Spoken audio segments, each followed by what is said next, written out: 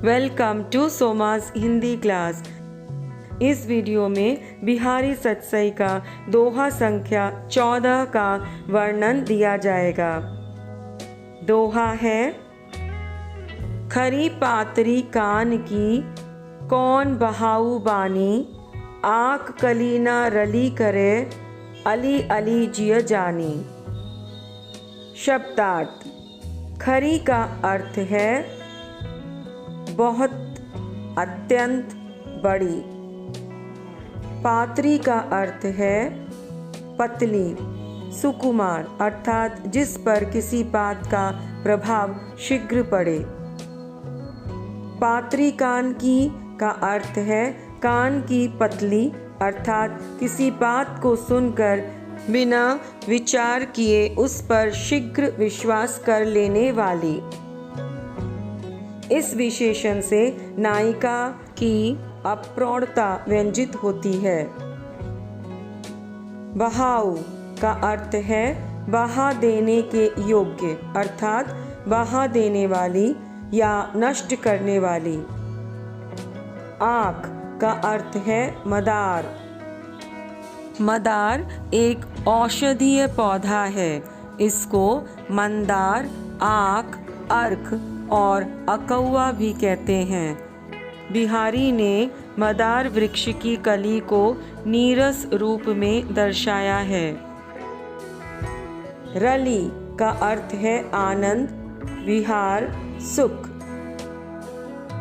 अली का अर्थ है सखी, दूसरा अर्थ भौरा होता है।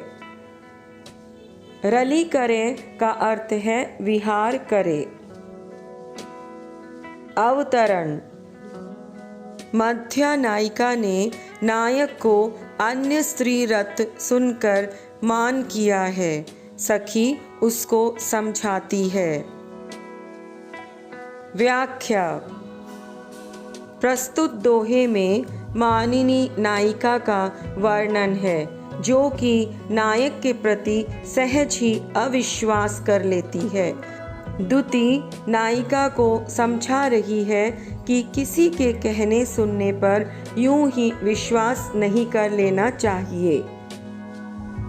मानिनी नायिका की द्युति उसे समझाते हुए कह रही है कि हे नायिका, तू कान की बहुत कच्ची है अर्थात नायक के संबंध में सुनी सुनाई बातें सुनकर सहज ही उनका विश्वास कर लेती है। यह कैसी बुरी आदत तूने सीख ली है कि अपने नायक पर सहज ही अविश्वास करने लगी है। हे सखी, अपने हृदय में यह बात अच्छी तरह समझ ले कि भ्रमर मदार वृक्ष की कली नीरस होती है, अतः भ्रमर उसके प्रति आकृष्ट हो ही नहीं सकता। इसी प्रकार नायक भी तुझ जैसी लावण्यमयी को छोड़कर किसी अन्य नीरस नायिका के प्रति आकृष्ट होने वाला नहीं है। भाव। भाव यह है कि सखी नायिका से कहती है कि तुम कान की अत्यंत पतली हो, जो कोई चुगली कर देता है सुन लेती हो। ये कौन सी बुरी आदत है। सखी, यह बात हृदय से जान लो कि भौरा अकवन की कली के साथ विहार नहीं कर सकता। इस दोहे में नायिका को एक शंका हो गई है कि नायक किसी दासी के प्रेम जाल में फंस गया है। इस बात से वह नायक से रूठ जाती है। नायक नायिका को मनाने की बहुत कोशिश करता है, लेकिन जब वह असफल हो जाता है तब नायिका की अंतरंग सखी को अपने हृदय की बात बताता है।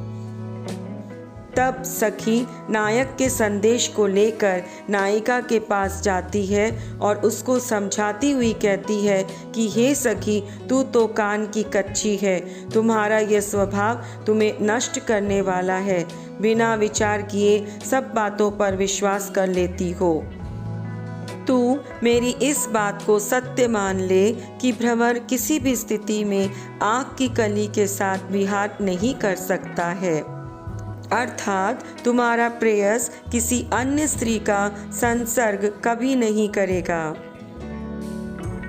विशेष।